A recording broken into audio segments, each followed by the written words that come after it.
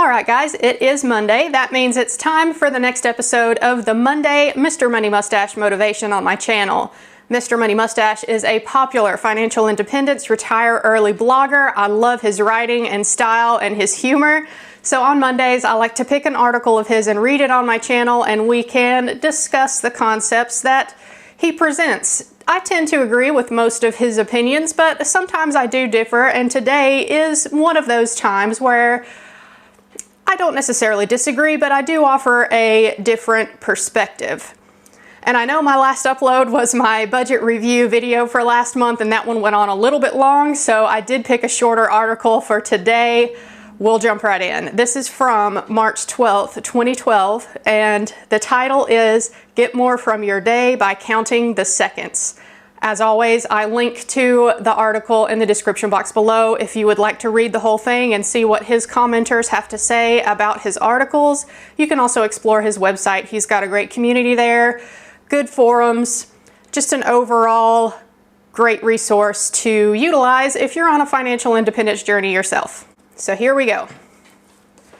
I've only got 59 minutes left to finish this article for you, but I'm glad to have this time limitation because it'll keep me from going into my usual random sidetracks and wasteful web surfing that can easily end up burning half a day and leaving me with a stiff neck and a guilty sense of laziness. Like everyone except the most glossy and accomplished self-help guru, I still struggle occasionally with trying to get the most out of my day. I have some days where I absolutely kick ass and get many useful things done, but still too many days where I bumble around and make excuses for why I'm not doing what I should be doing. Yeah, I know I'm supposed to call and make that change to the house insurance policy, but I'm not in the mood to deal with telephone people right now. Relatable. I think I'll just check my email instead, or clean the kitchen, or, oh, what's this flyer that just came in the mail? I think I'll dream about bike parts instead.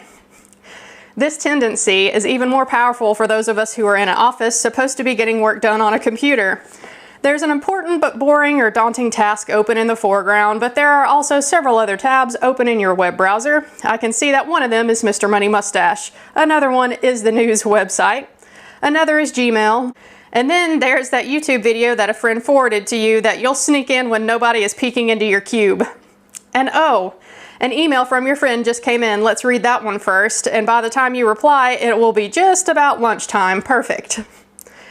Is it any wonder that we have productive and non-productive days, and that about 80% of the actual money earning results in brain-intensive industries are attained by the top 20% of the workers?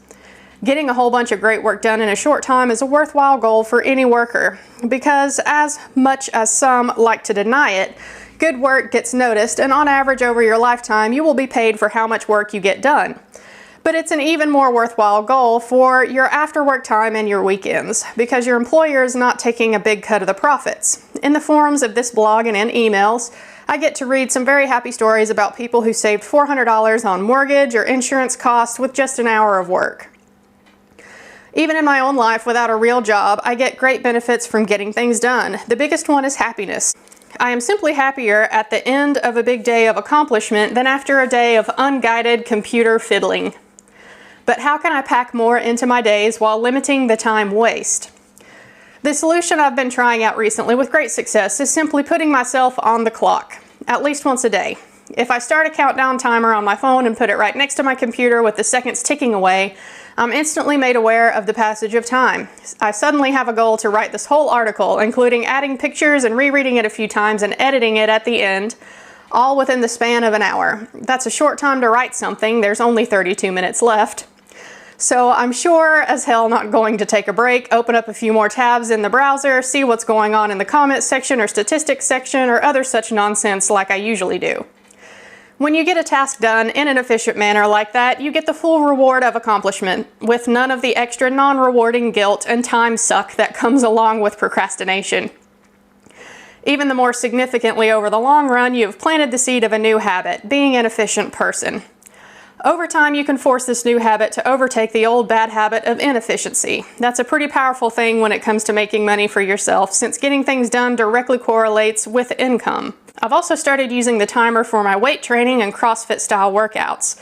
In the olden days, I'd go down to my basement gym with just a vague goal, like today I want to exercise chest and back. Now I write something specific like 1 set of bench presses, 1 of pull-ups, 1 of box jumps, and then repeat the cycle as many times as you can within 18 minutes. That simple change of going from get something done to get as much done as you can within a fixed time limit counter makes all the difference for me. I find I do more sets in an 18-minute time period than I would normally do in a 40-minute traditional workout, all with a much greater intensity due to an elevated heart rate. It's a competition against myself, which is my favorite type of contest. So next time you have something that you need to get done, just try the experiment on yourself. Write down the goal on a piece of old-fashioned paper. Then put a countdown timer on top of the paper so both things are staring you in the face. And it looks like I've done my own work day with 3 minutes and 2 seconds to spare. Happy Monday. Again, another nice one that worked out that he posted on a Monday. So, I don't disagree with this article. In fact, despite my counterpoint that I'm about to present to you, today is actually a work day for me. I've got my hair pulled back. After I get through filming a couple videos here, I'm going to try to clean house and get as much done as I can today, just because I feel like I have the energy and I want to do it. But I'm going to suggest perhaps a different perspective that maybe Mr. Money Mustache, being a guy, doesn't think about. I'm going to present the more feminine aspect of this efficiency and goal setting and tasks and getting things done. I've said this to my husband before, and he's learned to accept my waning and waxing energy, I guess we could call it. But I don't measure the value of my day by the number of tasks that I have completed. Y'all, when it comes right down to it, as women, we have hormonal variances throughout the month, and that can contribute to energy levels in some way, shape, and form. So, there's some days like today where I'm just feeling up and I want to get some things done. So on days like today, I will get a lot done. I'm going to clean the house today. Yesterday, I pulled weeds in the garden and in our flower beds around the house. My legs are actually really sore from doing that, but that's okay. I'm still going to clean house today because I have the energy. It makes me happy to do that. Other days, I don't have the energy for it, y'all. If I'm quite honest, I don't want to go to the gym, even if the gym was open. I don't want to clean house. I don't want to do anything that's going to require physical effort. There are those days where I just need like a mental health break, where I don't do anything. I'm not motivated to film a video or two. I'm not motivated to clean house or cook. And y'all, on days like that, it's okay to get nothing done. On days like that, when I need to just mentally veg out and not think about anything too heavily, I'll do that. I would offer that rather than be like to-do list, goals, day after day after day, check off everything. I've accomplished this and this and this and this and this, and going down the list and doing as much as you can every day and feeling like a failure if you don't. I would offer a little bit slower pace of life. See how you feel every day. If you feel like getting stuff done, take advantage of it. If you don't, that's all right. You can take a day off and it's okay.